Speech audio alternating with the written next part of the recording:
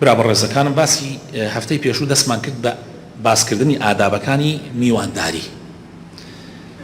وتمان بەشی یەکەمی ئەم بابەتە پەیوەستە تۆ کاتێ خەڵک دەعوەتەکەی خۆت بانگیانەکەی بۆ میوانداری بێن ببن بە میوانت بڕی ئادابی تایە. یەکەم هەوڵ بدە کەسێک دەعوەت بکە کە شایستە بێ. پارە و ماڵی خۆت بە فیڕۆ مەدە. کەس بۆ ڕیا دعوت مەکە، کرکەلاقێ بۆ کەس مەکە. ئینسانی موسڵمان ئەبێ هەر کارێکی کرد لەبەر خاتری خوا بیکە.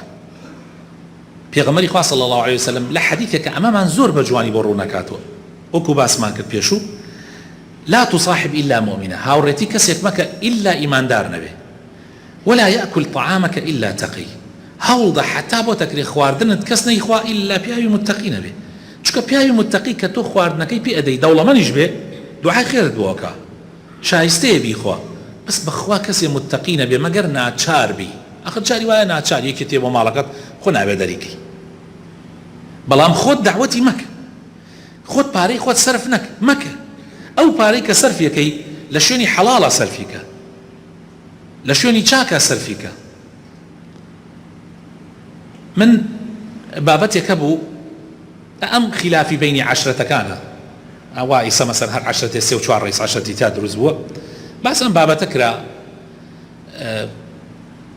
برادرێک یعنی لە مەجلیسەکە ئەم شەو دانیشت بوو، باس ئەم مەوزوعە کرا کە وتیانە پێم بێ با بڕی بۆ فڵان شوێن و دەی عەشرەت دێتە چۆن تا بۆ فڵان شوێن و ئەمانە پارە سەرفەکەیت و بەنزین سەرفەکەیت و وتی من بیرم لێ کردەوە، وتمە باشە من هەشتا هەزار دینار لەم ڕۆژە من بدەمە سیارە بیدەمە بەنزین و بیخەمە سیارەکەم و بڕۆم لەگەڵ وڵاتی ڕۆین بە سەردانی ماڵی فڵانە کەس وەکو عەشرەت. هیچ سوودێک نە دنیایی و نە قیامەتی لەم مەوزوعە نییە.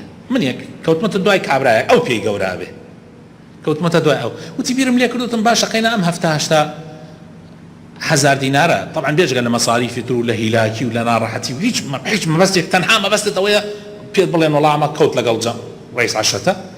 وتی بیرم لێ کردو ئەمە بۆ بیکەم، یعنی ئەخر ئەمە بۆ بیکەم، بۆ نەیدەمە مەسروفی مناڵەکانم لە کاتێکا من موچەیەکی دیاریکراوم ڕیس عەشرەت پەکیش بکە فێ نایە شتێکم باتێ.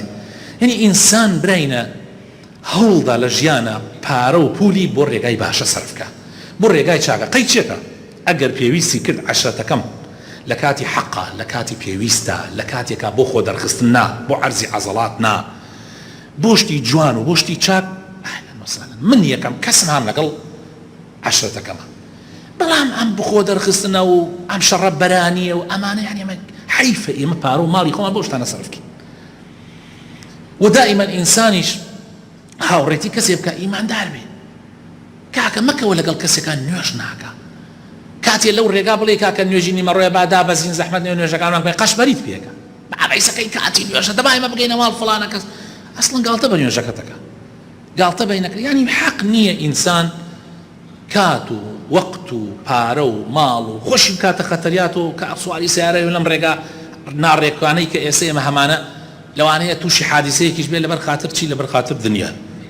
ئەی ئەم دنیا هیچ ئیسفادەیەکی نییە، بەخوا لە قیامەتە ئەمە لەسەر شۆڕی زیاتر قازانجی نییە بۆ من و تۆ. دووهەم خۆشەویستەکانم کاتێک دعوت ئەەکەی دائیمەن هەوڵ بدە تا ئەتوانی فەقیرەکان دعوت بکە، کاتێ هەتا ئەتوانی فەقیر، چونکە فەقیر نیەتی دەوڵەمەند دعوەتی ئەەکەی ئیسا بۆ من و تو شایەکەکەی، یعنی نانی شایی ئەدەی. پێغەمبەری خوا صلی الله علیه و سلم فەرمێ خراپترین خواردنی شاییە. دەوڵەمەندەکانی بۆ بانگ ئەکرێ کە حەزی لێ ناکەن، فەقیرەکانی بۆ بانگ ناکرێت کە ئاواتیانەوەیە تیکەیەنانی لەو چەشنە بخۆن. وەڵڵا وایە ئیسا تو سەیرەکەی دعوەتیەکی شایی ئەەکەی، خەڵکێکی زۆر دعوەتەکەی زۆربەی دەوڵەمەندە، وەڵڵاهی دەوڵەمەندەکە کە تێنیە کەوچکەکەی لێدا و لە ماڵەوە خواردنەکەی باشترە، ناچارە هاتێ بۆوێ کەوچکەکەی لێ جاجارێژە وەڵڵا تااقەتم دوورەگری و شەکەرەم هەیە و نامزەختم هەیە و دوورەگری، چونکە حەزی لەو خواردنە ناکە، خواردنیە باشتر لە ماڵە هەیە. بەڵام فەقیرەکە ئەگەر بانگی بکەی هەڵپەی تێ لەبەرەوەی ئەوەی نییە لە ماڵە.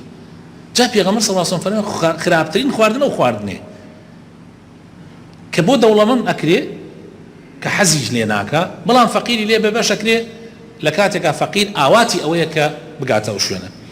خاڵێکی تر خۆشەویستەکانم کاتێک کە دعوەتی ئەەکەی دعوەتی سازەکەی هەوڵ بدە بۆ خوا بیکە، لەبەر خوا بیکە، لەبەر خاتر دنیا نەبێ.